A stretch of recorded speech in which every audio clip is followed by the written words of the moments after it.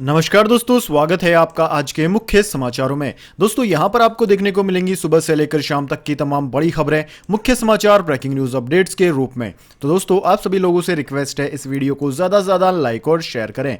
तो दोस्तों सीधे चलते हैं आज की पहली बड़ी खबर की ओर। योगी सरकार का बड़ा फैसला, मथुरा वृंदावन में 10 किलोमीटर का इलाका तीर्थ स्थल घोषित, नहीं होगी शराब और मीट की बिक्री। जी हाँ दोस्तों, उत्तर प्रदेश सरकार ने गणेश चतुर्थी के अवसर पर एक बड़ा फैसला लिया है। मुख्यमंत्री योगी आदित्यनाथ ने भगवान श्री कृष्ण की जन्मस्थली मथुरा के वृंदावन के 10 किलोमीटर को तीर्थ स्थल घोषित कर दिया है। तीर्थ स्थल क्षेत्र में शराब और मांस की बिक्री नहीं होगी, इस पर पूर्ण रूप से प्रतिबंध लगा दिया गया है। ब्रज में आने वाले लाखों श्रद्धालुओं की आस्था को देखते हुए भाजपा सरकार ने यह फैसला किया है। दोस्तों मुख्यमंत्री योगी आदित्यनाथ ने कृष्ण जन्माष्टमी पर मथुरा दौरे पर लोगों से किया गया वादा आज पूरा कर दिया। उनके निर्देश पर उत्तर प्रदेश प्रशासन ने भगवान श्री कृष्ण के जन्म स्थान ब्रज में मांस व मदिरा की बिक्री पर पाबंदी लगा दी है। सीएम योगी ने इसको लेकर एक ट्वीट भी किया है। इसमें लिखा गया है कि मथुरा वृंदावन में श्री कृष्ण जन्म स्थल को केंद्र में रखकर 10 वर्ग किलोमीटर क्षेत्र के कुल 22 नगर निगम वार्ड तथा क्षेत्र को तीर्थ स्थल के रूप में घोषित किया गया है। इस क्षेत्र में मांस मदिरा की बिक्री प्रतिबंधित रहेगी। वहीं दोस्तों आपकी जानकारी के लिए बता दें, कृष्ण जन्माष्टमी पर मुख्यमंत्री योगी आदित्यनाथ ने संतों की इच्छा के अनुरूप मथुरा में मांस और मदिरा की बिक्री पर रोक लगाने का ऐलान किया था। उन्होंने कहा था कि इससे प्रभावित लोग दूध बेचना शुरू कर सकते हैं। दूध उत्पादन और दूध की बिक्री के क्षेत्र में लोगों को प्रोत्साहित करने की जरूरत है। इसके लिए अफसरों को निर्देश दिए गए हैं। इसके बाद दोस्तों अगली बड़ी खबर, रक्षा मंत्री ने कहा तालिबान का उदय भारत और क्षेत्र के लिए गंभीर सुरक्षा चिंताएं पैदा कर सकता है। जी हां दोस्तों, रक्षा मंत्री राजनाथ सिंह ने शुक्रवार को अपने ऑस्ट्रेलियाई समकक्ष पीटर डट्टन से कहा कि तालिबान का उदय भारत और क्षेत्र के लिए गंभीर सुरक्षा चिंताएं पैदा कर सकता है। इसकी बड़ी वजह है कि आतंकवादी समूहों का अफगानिस्तान में ठिकाना है। उन्हें अपनी गतिविधियां बढ़ाने के लिए और सहयोग मिल सकता है। सरकारी सूत्रों ने बताया है कि वार्ता के दौरान राजनाथ सिंह ने यह भी कहा कि अफगानिस्तान के भूभाग का इस्तेमाल किसी अन्य देश को धमकाने या हमले करने के लिए नहीं किया जाना चाहिए। उन्होंने इस बात पर जोर दिया कि अंतर्राष्ट्रीय समुदाय को अफगानिस्तान पर संयुक्त राष्ट्र सुरक्षा परिषद के प्रस्ताव 2593 का क्रियान्वयन सुनिश्चित करने के लिए हर संभव कोशिश करनी चाहिए। सूत्रों ने बताया है कि भारतीय प्रतिनिधिमंडल ने अफगानिस्तान में तालिबान के सत्ता पर कब्जा करने के बाद जम्मू कश्मीर में सुरक्षा स्थिति को लेकर संभावित निहितार्थों पर चिंता व्यक्त की है, क्योंकि अफगानिस्तान से केंद्र शासित प्रदेश में आतंकवादी गतिविधियों के फैलने की आशंका है। इसके बाद दोस्तों अगली बड़ी खबर, त्योहारों से पहले सस्ता होगा खाने का तेल, जमाखोरी पर भी लगाई जाएगी लगाम। जी हां दोस्तों, बीते एक साल में खाने के तेल की कीमतों में अच्छी खासी बढ़त हुई है। पेट्रोल डीजल के बढ़ते दाम के बाद खाद्य तेल की आसमान छूती कीमतों से आम लोगों की जेब पर बहुत असर पड़ा है। लेकिन अब त्योहारों पर खाने के तेल की कीमतों पर लगाम के लिए उपभोक्ता मामले, खाद्य एवं सार्वजनिक वितरण मंत्रालय एक्शन में आ गया है। आज खाद्य सचिव ने राज्यों के प्रतिनिधियों और तेल इंडस्ट्री से जुड़े लोगों से मुलाकात के बाद उम्मीद जताई है कि अक्टूबर से खाने के तेल के दाम कम होने लगेंगे। सरकार ने बताया कि इस साल मध्य प्रदेश और महाराष्ट्र में बारिश के बावजूद सोयाबीन की अच्छी पैदावार होने की उम्मीद है। राज्यों की माने तो यह उत्पादन पिछले साल के मुकाबले और अधिक होगा। साथ ही अंतर्राष्ट्रीय मार्केट में भी पाम और सोयाबीन तेल की कीमतों में गिरावट आई है। इससे देश में खाने के तेल की कीमतों में कमी आएगी। सरकार का कहना है कि खाद्य तेलों के आयात पर कस्टम की दरों को कम करने के बावजूद कीमतों में कमी नहीं हो रही है और इसकी एक वजह जमाखोरी हो सकती है। इसलिए जमाखोरी पर लगाम लगाने के लिए आवश्यक वस्तु विनिमय यानी कि ईएसए के तहत कारोबारियों, व्यापारियों, प्रसंस्करण करने वाली इकाइयों को अपने स्टॉक का खुलासा करना होगा। इसके बाद दोस्तों अगली बड़ी खबर, न्यूज लॉन्ड्री और न्यूज क्लिक पर आईटी की कार्रवाई, टैक्स चोरी और लेन देन में हेराफेरी की जांच करने पहुंची आयकर टीम। दोनों पोर्टल के बही खाते खंगाले जा रहे हैं। जी हाँ दोस्तों, ऑनलाइन पोर्टल न्यूज लॉन्ड्री और न्यूज क्लिक के ऑफिस में शुक्रवार को आईटी की टीम पहुंची। आईटी ने टैक्स चोरी की जांच के लिए यह कार्यवाही की थी। इनकम टैक्स विभाग ने आधिकारिक रूप से इस बात की पुष्टि की है कि उसकी टीमें साउथ दिल्ली में इन दोनों वेबसाइट्स के ऑफिस पहुंची थी। हालांकि आयकर विभाग की तरफ से इस कार्यवाही को रेड की जगह सर्वे कहा गया है। आईटी अफसरों ने बताया कि विभाग की टीमें न्यूज लॉन्ड्री और न्यूज क्लिक के परिसरों की जांच कर रही है। दोनों पोर्टल से जुड़े बही खातों की भी जांच की जा रही है। न्यूज एजेंसी के मुताबिक यह कार्य कार्यवाही दोनों संस्थाओं के टैक्स पेमेंट और दूसरे भुगतान की जांच के लिए की गई है। वहीं आईटी सूत्रों ने कहा है कि यह ऑपरेशन टैक्स पेमेंट से जुड़ी कुछ जानकारियों को वेरीफाई करने के लिए किया जा रहा है। इसके बाद दोस्तों अगली बड़ी खबर, यूएस का दर्द बढ़ाने के लिए तालिबान का नया प्लान, 9/11 की बरसी पर शपथ लेगी अफगानिस्तान की नई सरकार। जी हां दोस्तों, बंदूक के दम पर अफगानिस्तान पर कब्जा करने के बाद तालिबान अपनी अंतरिम सरकार का ऐलान कर चुका है और 11 सितंबर को शपथ ग्रहण हो सकता है। शपथ ग्रहण के लिए भी तालिबान ने जो दिन चुना है उसे सुनकर हर कोई हैरान है, क्योंकि ये एक ऐसी तारीख है जिस पर सिर्फ आतंकवादी ही गौरवान्वित हो सकते हैं। 11 सितंबर की ये तारीख सुपर पावर अमेरिका को एक चुनौती है, क्योंकि इस दिन तालिबान सरकार का शपथ ग्रहण अमेरिका के जख्म कुरेदने वाला हो सकता है। इसी दिन साल 2001 में अमेरिका स्थित विश्व व्यापार संगठन यानी कि WTO के टावर पर भीषण आतंकी हमला हुआ था और इस दिन तालिबान सरकार का गठन अमेरिका को सीधी चुनौती है। इसके पहले भी तालिबान अमेरिका को कई धमकियां दे चुका है। इसके बाद दोस्तों अगली बड़ी खबर, पाकिस्तान में बने हथियार लेकर दिल्ली आया कुख्यात बदमाश, स्पेशल सेल ने कर लिया गिरफ्तार। जी हां दोस्तों, दिल्ली पुलिस की स्पेशल सेल ने शनिवार को कुख्यात बदमाश संदीप काना और उसके साथियों को गिरफ्तार कर लिया है। बड़ी बात दोस्तों यह है कि संदीप के पास से पाकिस्तान में बने हथियार बरामद हुए हैं, जिसे पुलिस ने कब्जे में ले लिया है। स्पेशल सेल के DCP संजय यादव और ASP संजय दत्त ने संयुक्त रूप से बताया कि काफी समय से दिल्ली पुलिस को कुख्यात बदमाश संदीप काना की तलाश थी। इसकी गिरफ्तारी के लिए राजस्थान और हरियाणा में छानबीन की जा रही थी, लेकिन इसी बीच हमें संदीप के राजधानी दिल्ली में जनकपुरी इलाके की तरह आने की जानकारी मिली। वो अपने एक पुराने दुश्मन को खत्म करने के इरादे से आया था। इसके बाद इंस्पेक्टर संदीप यादव के नेतृत्व में एक टीम का गठन किया गया। उन्होंने ट्रैप लगाकर सफलतापूर्वक बदमाश संदीप और उसके साथी को गिरफ्तार कर लिया। आरोपियों के पास से पाकिस्तान में बने हथियार भी बरामद हुए हैं, जिन्हें कब्जे में लेकर जांच शुरू कर दी गई है। इसके बाद दोस्तों अगली बड़ी खबर, कोरोना वैक्सीन लेने में आनाकानी करने पर कर्मचारियों को छुट्टी पर भेजेगी पंजाब गवर्नमेंट, CM अमरिंदर सिंह ने किया ऐलान। जी हां दोस्तों, मेडिकल के अलावा किसी अन्य कारण से कोरोना वैक्सीन की पहली खुराक भी लेने में विफल रहने वाले पंजाब सरकार के कर्मचारियों को 15 सितंबर के बाद अनिवार्य रूप से छुट्टी पर भेज दिया जाएगा। इस कड़े कदम की घोषणा शुक्रवार को मुख्यमंत्री अमरिंदर सिंह ने राज्य के लोगों को महामारी से बचाने और यह सुनिश्चित करने के लिए किया है कि लोग इस महामारी का टीका लगवा लें। उन्हें किसी और के आनाकानी की कीमत नहीं चुकानी पड़ेगी। वर्चुअल कोविड-19 समीक्षा बैठक में मुख्यमंत्री ने कहा कि विश्लेषण किए जा रहे आंकड़ों से वैक्सीन की प्रभावशीलता स्पष्ट है। सरकारी कर्मचारियों तक पहुंचने के लिए विशेष प्रयास किए गए हैं और जो लोग टीकाकरण से बचना जारी रखते हैं उन्हें अब पहली खुराक मिलने तक छुट्टी पर जाने के लिए कहा जाएगा। इसके बाद दोस्तों अगली बड़ी खबर, सरकारी कामों में लेट लतीफ करने वालों पर होगा एक्शन, जा सकती है नौकरी। जी हां दोस्तों, सरकारी कामों में अक्सर लेट लतीफी के मामले आपने सुने ही होंगे। इसके खिलाफ हरियाणा के राइट टू सर्विस कमीशन यानी कि RTSC के मुख्य आयुक्त TC गुप्ता एक्शन मोड में है। उन्होंने बताया कि राइट टू सर्विस एक्ट के तहत नोटिफाइड सर्विसेज तय समय में नहीं देने वाले लगभग 250 अधिकारियों व कर्मचारियों को आयोग ने नोटिस भेजा है। मुख्य आयुक्त ने कहा कि आयोग की बैठकें आयोजित करने से लोगों में धीरे धीरे राइट टू सर्विस एक्ट के प्रति जागरूकता आ रही है। ऐसे ही जब सेवाएं प्रदान करने में देरी करने वाले लोगों के खिलाफ एक्शन भी लिया जाएगा, जो इससे सरकारी विभागों की स्थिति में सुधार होगा और आम जनता को राहत भी मिलेगी। दोस्तों ये बातें उन्होंने गुरुवार को सेक्टर 44 स्थित अपैरल हाउस में जिले के प्रशासनिक अधिकारियों सहित प्रतिष्ठित लोगों से कही है।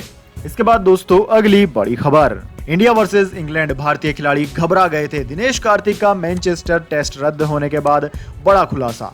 जी हां दोस्तों, दिनेश कार्तिक ने खुलासा किया है कि सहायक फिजियो योगेंद्र परमार के कोविड-19 जांच में पॉजिटिव आने से भारतीय खिलाड़ियों को घबराहट हो रही थी, जिसके कारण उन्हें इंग्लैंड के खिलाफ 5वां और आखिरी टेस्ट खेलने में असहजता हुई। शुक्रवार को टॉस के समय से लगभग 2 घंटे पहले इस मैच को रद्द कर दिया गया। ओल्ड ट्रैफर्ड में खेले जाने वाले टेस्ट को अब बाद में किसी तारीख पर खेला जाएगा। कार्तिक अब IPL बायो बबल यानी कि जैव सुरक्षित माहौल का हिस्सा हैं। उन्होंने UAE में KKR टीम में शामिल होने के लिए इंग्लैंड से रवाना होने से पहले सीरीज के शुरुआती 3 टेस्ट में कमेंट्री की थी। दोस्तों सीनियर फिजियो नितिन पटेल के अलावा लंदन में चौथे टेस्ट मैच के दौरान मुख्य कोच रवि शास्त्री और 2 अन्य सहयोगी सदस्यों को जांच में कोविड-19 पॉजिटिव पाया गया था। उन्होंने कहा है कि मैंने कुछ भारतीय खिलाड़ियों से बात की। सीरीज के सभी मैच लगभग आखिरी दिन तक खेले गए। सभी खिलाड़ी थके हुए हैं और टीम के पास सिर्फ एक फिजियो है। उन्होंने स्काई स्पोर्ट्स से कहा कि टीम इंडिया के पास 2 फिजियो थे, लेकिन उनमें से एक मुख्य कोच एवं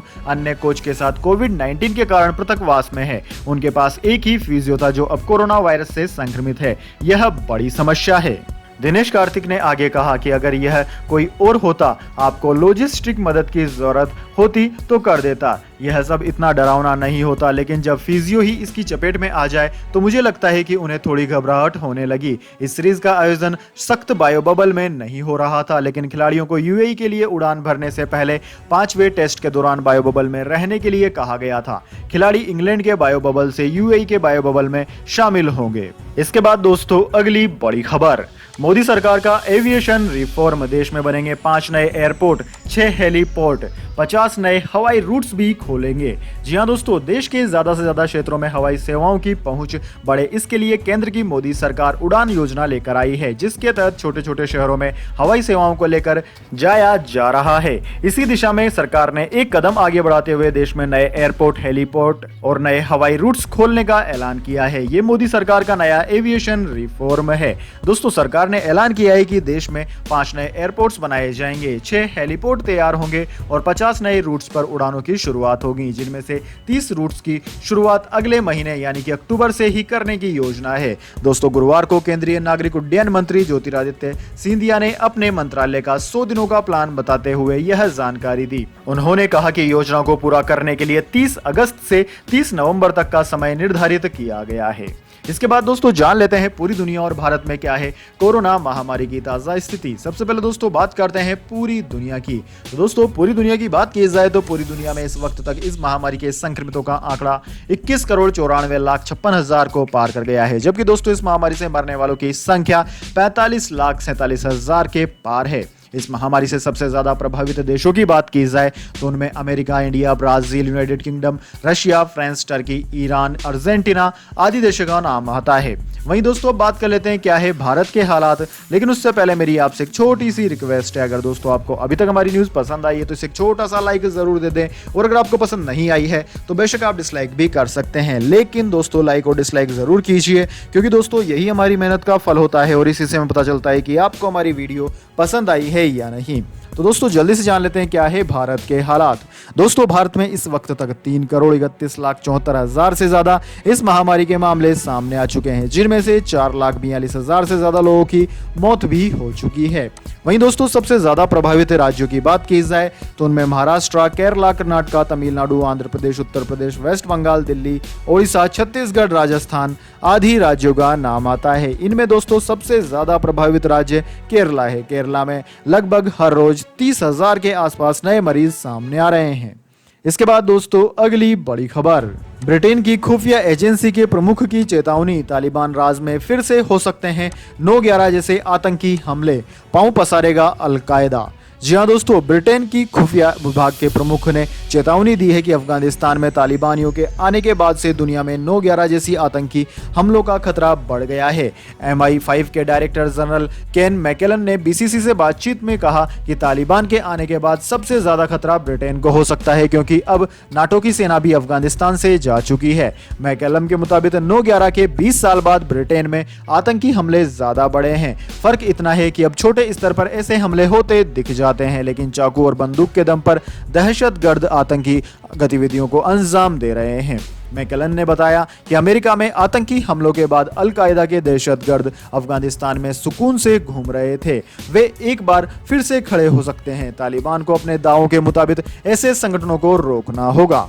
इसके बाद दोस्तों अगली बड़ी खबर, यूएई ने दी भारत समेत 15 देशों से लोगों को वापसी की मंजूरी, लेकिन पूरी करनी होगी यह शर्त। जी हां दोस्तों, संयुक्त अरब अमीरात ने शुक्रवार को कहा कि वह 12 सितंबर से भारत समेत उन 15 देशों के लोगों की वापसी की अनुमति लेगा जिन्होंने विश्व स्वास्थ्य संगठन स्वीकृत कोविड-19 टीके लगवाए हैं और वैध वीजा धारक हैं। पहले इन देशों को निलंबित सूची में रखा गया था। दोस्तों राष्ट्रीय आपदा संकट और आपदा प्रबंधन प्राधिकरण ने एक ट्वीट में आधिकारिक बयान जारी कर कहा कि लौट सकने वाले लोगों में वे सभी शामिल हैं जो विदेश में 6 महीने से अधिक समय तक रह रहे हैं। इसके बाद दोस्तों अगली बड़ी खबर, गोल्ड सिल्वर प्राइस टुडे। जानिए क्या है आज सोने और चांदी की कीमतें। सोने और चांदी के भाव में आई कमी। जी हाँ दोस्तों, सोने और चांदी की कीमतों में हल्की उतार चढ़ाव देखने को मिला है। सोने की बात की जाए तो सोना 193 रुपए टूट कर 47,010 रुपए प्रति 10 ग्राम पर बंद हुआ। जबकि चांदी की बात की जाए तो चांदी 2020 रुपए सस्ती होकर 56,200 रुपए प्रति किलोग्राम पर बिक रही है। इसके बाद दोस्तों अगली बड़ी खबर, यूपी विधानसभा चुनाव के लिए बीजेपी ने बनाया खास प्लान। 11 सितंबर से शुरू होगा अभियान। जी हाँ दोस्तों, अगले साल उत्तर प्रदेश में होने वाले विधानसभा चुनाव के लिए सभी पार्टियों ने तैयारियां शुरू कर दी है। यूपी चुनाव में जीत के लिए भारतीय जनता पार्टी ने खास प्लान बनाया है और इसके लिए 11 सितंबर से अभियान की शुरुआत भी करेगी। पार्टी अध्यक्ष जेपी नड्डा बूथ विजय अभियान की शुरुआत करेंगे, जिसमें मुख्यमंत्री योगी आदित्यनाथ के अलावा यूपी के सभी मंत्री शामिल होंगे। उत्तर प्रदेश में भाजपा चुनाव से पहले हर बूथ तक पहुंचने की तैयारी में जुट गई है और पार्टी ने इसकी रूपरेखा तैयार कर ली है। इस अभियान से बीजेपी के 27,000 शक्ति केंद्रों को जोड़ा जाएगा। 10 दिन तक चलने वाले इस अभियान के तहत मुख्यमंत्री योगी आदित्यनाथ और अन्य नेता किसी न किसी शक्ति केंद्र से जरूर जुड़ेंगे। इसके बाद दोस्तों अगली बड़ी खबर, कांग्रेस की हालत जमींदारों जैसी, नहीं बचा पाए अपनी हवेली। एनसीपी प्रमुख ने किया तंज।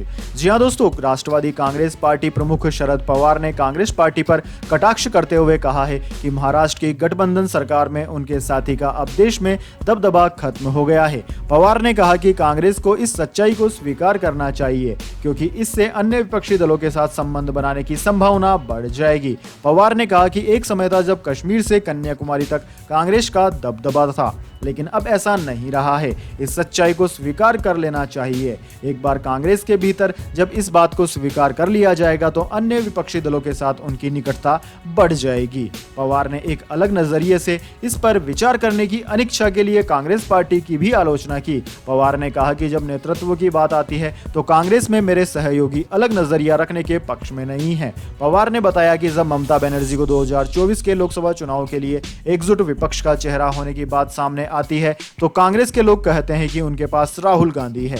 पवार ने चुटकी लेते हुए कहा कि सभी दल, खासकर कांग्रेस के सहयोगी, अपनी लीडरशिप पर अलग रुख अपनाने को तैयार नहीं है। इसके बाद दोस्तों अगली बड़ी खबर, फिर पटरी पर लौटने लगी देश की इकोनॉमी। जुलाई में 11% बढ़ा औद्योगिक उत्पादन। जी हाँ दोस्तों, कोरोना संक्रमण की वजह से लगे लॉकडाउन के कारण लड़खड़ाई अर्थव्यवस्था धीरे धीरे पटरी पर लौटने लगी है। वस्तुओं और सेवाओं की बढ़ती मांग ने भारत के औद्योगिक उत्पादन को साल दर साल के आधार पर 11.5% तक बढ़ा दिया है। दोस्तों, पिछले साल जुलाई में औद्योगिक उत्पादन सूचकांक 10.5% तक गिर गया था, जबकि इस बार उसमें पिछली बार की तुलना से 11% तक बढ़ोतरी दर्ज की गई है। तो दोस्तों, यह थी आज की तमाम बड़ी खबरें। इसके बाद दोस्तों बारी आती है आज के माइंड क्यूज क्वेश्चन की। जी हाँ दोस्तों, एक आसान से सवाल का जवाब देकर आप जीत सकते हैं एक अमेजिंग सरप्राइज गिफ्ट हमारे YouTube चैनल की ओर से। तो दोस्तों, आज का सवाल आपकी स्क्रीन पर आ चुका है। महाभारत ग्रंथ के लेखक का नाम क्या है? जी हाँ दोस्तों, महाभारत किस लेखक ने लिखी थी? अगर आप जानते हैं उनका नाम तो जल्दी से कमेंट बॉक्स में लिख दीजिए। अगर दोस्तों आपका जवाब होता है एकदम सही और आप चुने जाते हैं लक्की विजेता के रूप में, तो आपको मिल सकता है एक अमेजिंग सरप्राइज गिफ्ट हमारे YouTube चैनल की ओर से। तो दोस्तों जल्दी से अपना उत्तर कमेंट बॉक्स में लिख दीजिए, वीडियो को लाइक कर लीजिए, चैनल को सब्सक्राइब करके बेल आइकन भी दबा लीजिए। धन्यवाद। वंदे मातरम। जय हिंद, जय भारत।